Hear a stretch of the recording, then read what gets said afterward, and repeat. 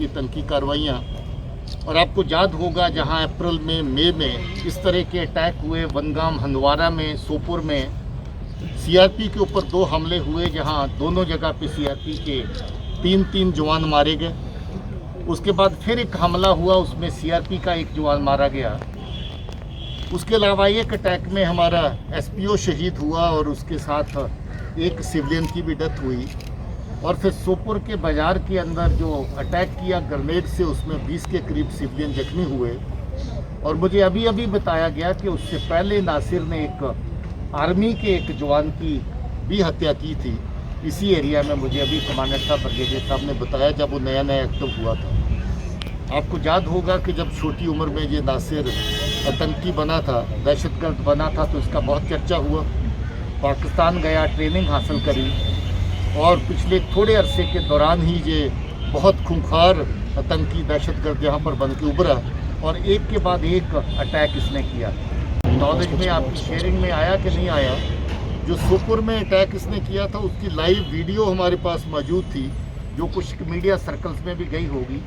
कैसे नाका पार्टी के ऊपर इसने बिल्कुल पीछे आकर के, जहां गाड़ी की खिड़की खुली थी उसके पीछे बैठ कर के पोजीशन लेकर के अटैक किया और उसके अंदर 3 सीआरपी के लोग मारे गए थे।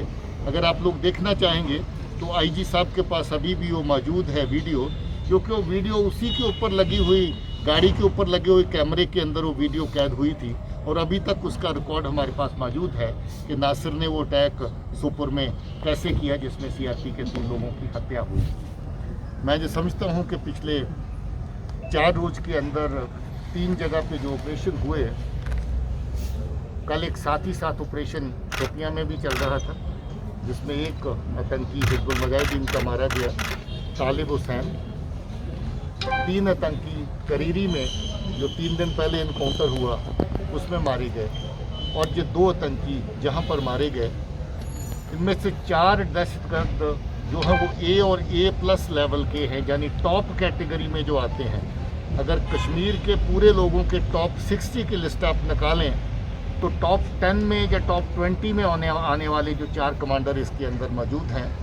इस तरह का जो ऑपरेशन पुलिस और फोर्सेस ने मिलकर के, आर्मी ने मिलकर के किया है, मैं समझता हूँ कि लोगों के लिए ये बहुत बड़ी राहत बन के आएगा इनका ऑपरेशन के अंदर इनका ख़त्म हो जाना।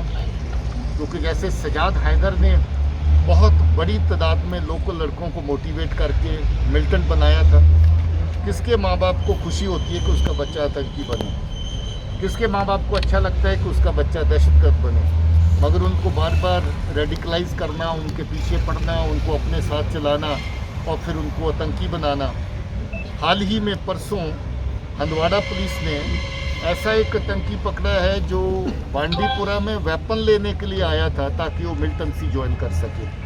हाथ था उसके बारे में मुझे मालूम नहीं हंदवाड़ा पुलिस ने आपके साथ शेयर किया कि नहीं किया है, आपके पास पहले वो आ चुका होगा, तो वो भी अभी तैयार हुआ। कल ही अभी शोपियाँ पुलिस ने एक लड़का पकड़ा जिसको आतंकी बनाया गया था, मगर उसके बावजूद हमने उसको वापस लाया है, पकड़ा है और घर वालों के उसको सामने भी पेश किया है कि ये बच्चा आपका हमारे सुपुर्द है, इसको हर तरीके से ख्याल रखा जाएगा। मैं पहले भी बताता हूँ कि अभी इस साल के अंदर 2020 के अंदर हम लोग 16 बच्चे ऐसे हैं जो आतंकी बन चुके थे, दहशतगर्द बन चुके थे, उनको वापस लाए हैं, माँ बाप के साथ उनको मिलाया है। और हमारी कोशिश है कि आइंदा भी हम बच्चे जो रास्ते से भटक रहे हैं उनको वापस रास्ते पर लाएं, उनको अपने माँ बाप के साथ मिलाएं, उनको ये बताएं कि ये रास्ता जो है जो तबाही और बर्बादी का है और उनको अपनी ज़िंदगी को खुश और खुशहाल बनाने के लिए, माँ बाप का साथ देने के लिए ज़िंदा रहना है, मौत का रास्ता नहीं चुनना है। ये एक ऐसा माहौल जहाँ पर पाकिस्तान दहशतगर्दी का पैदा कर रहा है, जिसके अंदर सोशल मीडिया के ज़रिए, बाकी और तरीके जो उनके जहाँ पर एजेंसीज़ उनके ज़रिए इस तरह का माहौल बनाया जाता है, जहाँ कम उम्र के बच्चे, छोटी उम्र के बच्चे, उनको वर्गला करके आतंक की तरफ जो है धकेला जा रहा है। तो हमारी ये पूरी कोशिश है। तो आप जानते हैं कि इस वक्त इतनी बड़ी चैलेंजेस के बावजूद भी आपको शायद ही कहीं ये शिकायत का मौका मिलता होगा कि हम लोग अपनी तरफ से, फोर्सेस की तरफ से, सीआरपी की तरफ से, आर्मी की तरफ से किसी के साथ किसी तरह की बदतमीजी करें, मिसबिहेव करें। ये हमारी पॉलिसी है कि हम किसी के साथ ज़्यादती नहीं करेंगे, किसी को इस तरह की इजाज़त नहीं देंगे यूनिफॉर्म के अंदर तो किसी के साथ भी बुरा बर्ताव करें। के लिए हम काम कर रहे हैं। उनकी सुरक्षा हमारी जिम्मेवारी है, उनकी इज्जत और आबरू का ख्याल रखना हमारी जिम्मेवारी है। जहाँ कहीं भी इस तरह की गलत हरकत रिपोर्ट होती है, जो नोटिस में आती है, हम उसका सख्त नोटिस लेते हैं। किसी भी सूरत में उसको नज़रअंदाज नहीं किया जाता है। अलबत्ता काम करने में कभी दो तरह की आपस में राय हो सकती है। कभी कभार इस तरह का माहौल होता है कि हम लोगों को कुछ सख्ती, कोई पाबंदी रखनी पड़ती है। वो पाबंदी कुछ लोगों को कभी नहीं पसंद होती है। कभी आपस में एक दूसरे के लिए कोई गलत लफ्ज़ इस्तेमाल कर सकता है। मगर जहाँ तक हमारी नीयत का सवाल है, इंटेंशन का सवाल है, तमाम forces, army, CRP, BSF, ITBP, SSB, CISF, police, हम सब एक टीम की तरह काम कर रहे हैं और किसी भी फोर्स को यूनिफॉर्म में इस तरह की इजाज़त नहीं है कि वो किसी के साथ किसी तरह का गलत बर्ताव करे। अलबत्ते तरीके, ढंग, पाबंदियाँ हालात के मद्देनज़र ज़रूर ऐसी रहती हैं जिसके चलते कभी कभार कोई चीज़ हमारी जो है किसी को पसंद नहीं आती है। जब कोई चीज़ हम करते हैं तो दूसरे का नज़रिया हो सकता है कि मुझे तो ये कहने की आज़ादी है, बोलने की आज़ादी है, ये करने की आज़ादी है, मेरे ऊपर पाबंदी क्यों। मगर कानून का जो अपना एक सिलसिला है, अपने उस कानून के दायरे के अंदर जो कार्रवाई बनती है वो पुलिस और फोर्सेस उस कार्रवाई से बिल्कुल गुरेज नहीं करेंगे। लॉ एंड ऑर्डर की किसी भी तरह की इश्तियाल देने की कोशिश होगी, उसमें हम बिल्कुल किसी को किसी तरह की रियायत नहीं देंगे, बिल्कुल रियायत नहीं देंगे। चाहे वो किसी भी तरह का आदमी हो, किसी भी लेवल का आदमी हो, उसके ऊपर हम सख्ती से पहरा देंगे। बाकी अपनी कार्रवाई जो है ज़्यादा से ज़्यादा कानून के दायरे में हमेशा रहे, उसकी कोशिश हम करेंगे। और जहाँ कहीं भी एबरेशन इधर उधर छोटी मोटी होती है उसका ड्यू नोटिस लिया जाएगा। अभी काफ़ी है, जैसे कि एलईटी के पर्रे है सिंबल एरिया का, शुरू करेंगे और अभी नाम शेयर नहीं करेंगे। लेकिन टॉप जो मेरा 12 था उसमें यहाँ का 3 मिलिटेंट था। हैदर जो सजरात बोलते मारा गया, नासिक में इसमें था, तो उसके बाद जो उस्मान था मारा गया। सर अभी कितने मिलिटेंट्स एक्टिव हैं नॉर्थ कश्मीर में एलईटी के? नॉर्थ कश्मीर में करीब 50 के आसपास। Sir, what does the number of militant activities का पेटेंट था नाका, जितना भी अटैक हुआ नाका पर हुआ। नाका किस चीज़ के लिए था? नाका था लॉकडाउन, कोविड लॉकडाउन, लेकिन बहुत सारे नाका लगाना पड़ता है। स्ट्रेंथ मेरा कम था, जहाँ पे स्ट्रेंथ कम था मिलिटेंट अटैक करने में कामयाब हुआ। लेकिन क्योंकि उसका सिविलियन का मूवमेंट होता, हमारे फोर्सेज थे, पुलिस सीआरपी वहाँ पर पब्लिक सर्च करता था, रोकता था, तो अटेंशन डाइवर्ट होता था, उसका फायदा उठा के मिलिटेंट अटैक किया। लेकिन हमारे एसपी लोगों ने बहुत सारी इंफॉर्मेशन जनरेट करके आर्मी के साथ ऑपरेशन को अंजाम दिया है। बहुत एक्सीडेंट कम है, इसलिए मैसेज मिलिटेंट को जाएगा, अगर आप सिविलियन यूनिवर्सिटी लोगों को किलिंग करोगे हम तो छोड़ने वाले नहीं हैं। पूरे कश्मीर जोन में है 195 तो 198, इसलिए नहीं कैसे वाइप ऑफ सकता। मिलिटेंट कुछ ज्वाइन भी किए, कुछ नए आए ही हैं, लेकिन जो मिलिटेंट का जो लीडरशिप था स्ट्रक्चर, आप देखें कि पिछले 7.5 महीना में 12 मिलिटेंट मारा गया, जो टॉप लीडरशिप लेस हो गया। आपको नॉर्थ कश्मीर का 2 था टॉप कमांडर, सलीम पर एक बच गया है, ये भी खत्म हो गया। साउथ का रियाज बुरहान हो गया, यासिर भाई हो गया, कोई भाई हो गया, वलीद भाई हो गया, इतने भी नाम आपको गिनाते थे। तो कुल मिला के 26 कमांडर हैं, जब नंबर 1 या नंबर 2 के जो पिछले 7.5 महीने के अंदर एलिमिनेट हुए हैं, और 26 कमांडर के निकलने के बाद जो इनकी लीडरशिप स्ट्रक्चर है वो बहुत हद तक ब्रेक हुई है। ये अपने आप में फोर्सेस के लिए बहुत बड़ी एक कामयाबी है, लोगों के लिए एक राहत की बात है। बहुत सारे लोग कहते हैं जिनके बच्चे जब वापस लौटाते हैं, लाते हैं, और जो दास्तानें हमें सुनाते हैं कि किस तरीके से मिलकर उनको आकर की ज़्यादती करते हैं, कैसे बच्चों को ले जाते हैं और फिर वापस नहीं लौटने देते हैं, कैसे पाकिस्तान का जो नेटवर्क जहाँ पर काम कर रहा है। तो हमारी कोशिश सिर्फ और सिर्फ मिलिटेंट मारने के लिए नहीं है। मिलिटेंट मारने से मिलिटेंसी ख़त्म नहीं होती है। ये भी कोशिश है कि मिलिटेंट बने ना, मिलिटेंट बने ना, तो इसके लिए हमें साफ़ सुथरा अपना कंडक्ट कराना है, साफ़ सुथरा काम करना है, लैंड ऑर्डर को अच्छे से डील करना है। ये पहली बार आप सबकी विसादत से मैं कहना चाहता हूँ, हमारे अवाम के लिए मुबारक की बात है कि लैंड ऑर्डर में 19 में एक भी कैजुअल्टी नहीं हुई, 20 में एक भी कैजुअल्टी नहीं हुई। इनकाउंटर की साइड के ऊपर 19 में कोई भी कैजुअल्टी नहीं हुई, 20 के अंदर कोई भी कैजुअल्टी नहीं हुई। आप खुद अंदाजा करें कि इतना साफ सुथरा ऑपरेशन करने के लिए कितनी मेहनत करनी पड़ती है फोर्सेस को। ऐसी भी सिचुएशन सामने आई जब मिलिटेंट निकल गया ऑपरेशन के दौरान, मगर पहली कोशिश ये थी कि किसी का नुकसान नहीं होना चाहिए। मिलिटेंट निकल गया तो निकल गया, आगे देखा जाएगा। बहुत बार ऐसा हुआ, दर्जनों ऑपरेशन हमारे फेल हुए, मगर हमने वो मंजूर किया कि ऑपरेशन फेल हो गया तो कोई बात नहीं, आगे देखा जाएगा। फिर आपने ये भी हमारी कोशिश देखी, श्रीनगर में 2 बार ऐसा हुआ।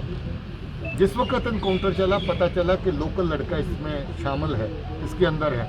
हमने वहीं अपना ऑपरेशन रोका, घर वालों को लाया। कुलगाम में 2 ऐसे ऑपरेशन हुए, ऑपरेशन वहीं रोका गया, घर वालों को उठा के लाया गया। घर वालों से कहा गया कि आप अपील करो, ये बच्चा अगर आकर के सरेंडर कर देता है, ये पुलिस को सरेंडर नहीं है, ये माँ बाप को सरेंडर है। माँ बाप के सामने आके बच्चा अपने आप को उसके खिलाफ नहीं करेंगे। छोटा मोटा कानूनी कार्रवाई जो बनती है वो ज़रूर उसके खिलाफ होगी, मगर उसकी जान भी सलामत रहेगी, किसी बात का उसको खतरा नहीं होगा। मुझे लगता है कि हमारी ये कोशिश आने वाले टाइम में कामयाब होगी। See your first part of your question, Srinagar always happen one way और the other affected by militancy. It always had some presence of militant in Srinagar city, maybe under the garb of some treatment in some hospital. People used to get injured in encounters and they would come for treatment to Srinagar. They would hide somewhere. That kind of trend is still there. People would come for certain coordination meetings also in some parts of Srinagar. The only thing is that our quality of information is much better with regard to Srinagar city now. Whenever somebody is sitting in some part of Srinagar city, we get to know of it. Even yesterday we lost the operation for Shakir. Shakir, you know, the one who killed that Badgam political activist. He's involved in that case. We went, we got on that area. He ran away, leaving his pistol and some of the other items behind. So we could recover those ammunition, but he was able to escape. So Srinagar city, our information is much better. Our Srinagar city grid is much better, and I think that is why whenever we get an information, it's either converted into an operation in Srinagar, or we get some arms and ammunition from Srinagar city. That is first part of your question. And the second, now that case is with NIA, so therefore I'm sure NIA takes those cases very seriously, especially because this case is of narco-terrorism. This case had a long route, Pakistan, then the material coming to Punjab, being sold there, a huge amount of money out of that narcotics sale, and then part of that money we were able to recover a major chunk of it. My compliments to Handwada police for that. I think that case is proceeding on the right lines, and we know where we are heading ultimately. देखिए, बड़े या छोटे लोग जो हैं, crime है, उसमें बड़ा हो जो छोटा उसका कोई फ़र्क नहीं है। मगर अब क्योंकि केस NIA के पास है तो स्टेज के ऊपर मैं कमेंट करूं तो अच्छा नहीं लगता। मेरे ख्याल में ड्यू कोर्स में जिस तरफ भी केस की लीड चलेगी, लोग उसके हिसाब से। बिल्कुल ही बॉर्डर इतना टाइट होता तो ना तो इन्फिल्ट्रेशन होती, ना मिलिटेंट वहाँ से आता, ना मिलिटेंसी जहाँ पर चलती। बॉर्डर पहले के मुकाबले में बहुत टाइट है, मगर बॉर्डर की सिचुएशन ऐसी है, टरेन ऐसा है कि आप हर चीज़ को आने से नहीं रोक सकते हैं। और आजकल तो पाकिस्तान ने ड्रोन का सहारा लेना भी शुरू कर दिया है। अभी जो लेटेस्ट उनकी खेप आई है जम्मू के एरिया में, 1 नहीं 2 आ चुकी हैं, दोनों ड्रोन के जरिए से आई हैं, दोनों हम कैप्चर कर चुके हैं, दोनों के ऊपर काम चल रहा है। मैं फिर भी आपने क्योंकि बॉर्डर की बात करी है तो मैं ब्रिगेडियर साहब को कहूँगा कि कुछ जरूर है। कहूँगा आपको कि जो ऑपरेशन है जो कल हुआ, ये काफ़ी सीरियस रिस्क इन्वॉल्व होता है। बेशक हम लोग समझते हैं कि आप भी वो रिस्क लेने को तैयार हैं, मगर हमारा फर्ज बनता है कि हम जिस हद तक हो सके हम आपको उस रिस्क लेने से मना कराएं। Sir don't you feel operation forces के लेवल की टाइम टू टाइम होती रहती है। ज़रूरत के लिहाज से हमने काफ़ी ज़्यादा तादाद में डिप्लॉयमेंट्स यहाँ पर करी थी, और एडहॉक किस्म की डिप्लॉयमेंट्स 2-2 साल कंपनियाँ उठ के आती हैं, ना बैठने की जगह ना चलने की। मगर फिर भी मैं शुक्रिया कहना चाहता हूँ कि MHA ने हमेशा हमारी सपोर्ट करी, और उन ट्रुप्स को भी शुक्रिया कहना चाहता हूँ जिनको वापस भेजा जाएगा। वो अब कहीं और उनकी ज़रूरत है, अपने जो उनके ओरिजिनल जो एरियाज़ जहाँ पर वो ड्यूटी करते हैं वहाँ उनकी ज़रूरत है। तो उसके चलते हमने कुछ थोड़ा बहुत स्क्रीनिंग करके कुछ एक जगह से नफरी। Sir, do you think that 4G will be extended to other districts also? मेरे ख्याल में ये इशू एक्टिव कंसिडरेशन में है गवर्नमेंट के, तो वक्त के साथ साथ बाकी जगहों पे भी फैसला। जो नसरुद्दीन जंग है और इससे पहले जो सजाद जो ऑपरेशन में 2 दिन पहले ऑपरेशन हुआ था उसमें जो मारा गया था, ये पूरे यहाँ पे रिसीविंग का काम करते हैं, जो कि इन्फिल्ट्रेशन ग्रुप्स जब आते हैं उनको रिसीव करने का। तो जो टेरेन है, जगह है, उसके लिए जो पहले से आज के तारीख में बहुत फ़र्क है, लेकिन फिर भी ज़मीन हालात मौसम की वजह से कई जगह पे इन्फिल्ट्रेटिंग ग्रुप आ जाते हैं। लेकिन पिछले 3 महीने में जितने भी इन्फिल्ट्रेटिंग ग्रुप आए हैं उनको एलसी के ऊपर मार गिराया गया। और जो यहाँ पे अंदर रिसीविंग ग्रुप या जो सोपोर से दहशतगर्द उनको रिसीव करने के लिए आगे कोशिश करते हैं, जैसे ये नसरुद्दीन लोन का जो कल ऑपरेशन हुआ है, ये जज्जा या सजाद को मारने के बाद में इसको कमांडर लश्कर का अनाउंस किया जा रहा था नॉर्थ कश्मीर के लिए, जैसे डीजी साहब ने बताया।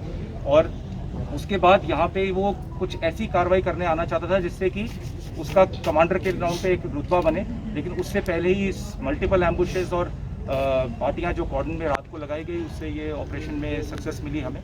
और दूसरी बात जो डीजी साहब ने पहले जिक्र किया था, उसके लिए मैं ये बताना चाहूँगा कि कुछ 10 दिन पहले हमने आकिब राथर को जो एप्रीहेंड किया था यहाँ पे हंदवाड़ा पुलिस के साथ 32 RR ने, इस ऑपरेशन में भी ये जो टेररिस्ट पकड़ा गया था, उसको जो सोशल मीडिया में उसके घर परिवार के जो मैसेज थे कि मैं वो परेशान है, इसको चाहते हैं कि वापस तंजीम छोड़ के घर पे आ जाए, तो वो बहुत ही नहायत ही ज़रूरी मैसेज थे। वो जो उसको जहन में जो उसको असर हुआ उन मैसेज का, जो शायद आप लोगों ने भी सोशल मीडिया पे शेयर किया होगा, तो वो जो उसको जहन पे असर हुआ उसकी वजह से वो चाहता था कि जल्दी से जल्दी वापस घर परिवार से मिले।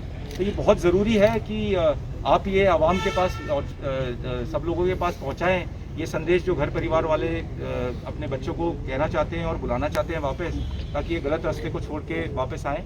और नॉर्थ कश्मीर में ये पिछले जो 2-3 दिन में जो ऑपरेशन हुए हैं, ये निहायत ही अहम ऑपरेशन थे, चाहे सजाद का वहाँ पे क्रेरी एरिया में या यहाँ पे नासिर का। बिकॉज अगर सजाद के बाद नेक्स्ट नासिर था जो कमांडर था, और उसका ख़त्म होने की वजह से जो नए रिक्रूटमेंट है, जो इस साल में अगर हमारे इलाके में मैं देखूँ तो हमारे पास में 7 नए रिक्रूटमेंट हुए थे, और 7 में से 6 जो हैं वो एप्रीहेंड जिंदा पकड़े गए हैं। और हंदवाड़ा पुलिस और यूनिट्स के साथ में पिछला 4 थे जो छोगुल में हंदवाड़ा पुलिस और 21 RR ने पकड़े थे, और उसके अलावा 2 और 1 और उसके बाद में 2 थे जो एक ऑपरेशन में, एक नसीर और एक दूसरा जो मारा गया है ऑपरेशन में। तो ये बहुत ज़रूरी है कि रिक्रूटमेंट साइकिल को रोका जाए, और उसके लिए ये वीडियोस घर परिवार का और आप लोग का शेयर करना बहुत अहम रोल है उसमें।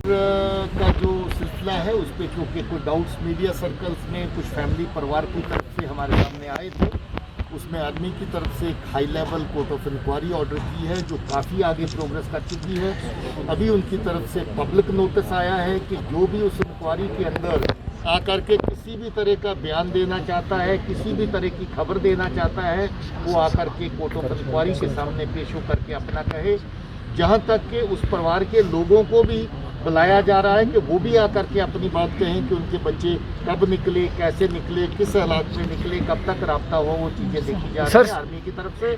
जहाँ तक पुलिस का सवाल है, हमारी तफ्तीश भी पैरेलल चल रही है। हम सैंपल ले चुके हैं, सैंपल आइडेंटिफिकेशन के लिए भेजे जा चुके हैं। एक डिप्टी एसपी हमारा गस्टेड अफसर उस तफ्तीश को देख रहा है, और जिस तरीके से तफ्तीश चलेगी, आई कैन अश्योर यू कि तफ्तीश फेयर होगी। ये कहना चाहता हूँ कि बदौलत से कम हुई है। रोज लड़के ज्वाइन होते हैं। पहली बार जो आपकी इन्फिल्ट्रेशन है जो घट करके इतने कम लेवल पे आ गई कि पहले के मुकाबले में 50% भी इन्फिल्ट्रेशन अभी तक फोर्सेस ने नहीं होने दी है। बॉर्डर मैनेजमेंट इतनी अच्छी है, और जो नए लड़के ज्वाइन करते थे उनकी तादाद में इतनी बड़ी गिरावट आई है जो पहले कभी नहीं देखी गई थी।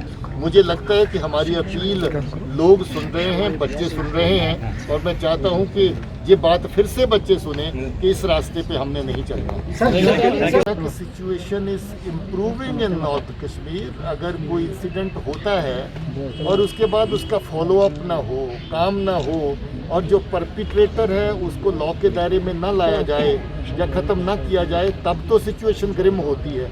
तो आप उस वक्त पूछ रहे हो जब मैं ये कहना चाहता हूँ कि सिचुएशन बेहतर है, क्योंकि इन्हीं की वजह से तंक था, दहशत थी, टेरर था। और जो तंक के आका जो हैं, जब वो ख़त्म होते हैं, जो पाकिस्तान के इशारे पे सिविलियन किलिंग एग्जीक्यूट करते हैं, आर्मी और पुलिस और फोर्सेस के ऊपर अटैक करते हैं, जब उनका खात्मा होता है तो लोगों के लिए ये अच्छी बात है। सर हम चलेंगे नसीरुद्दीन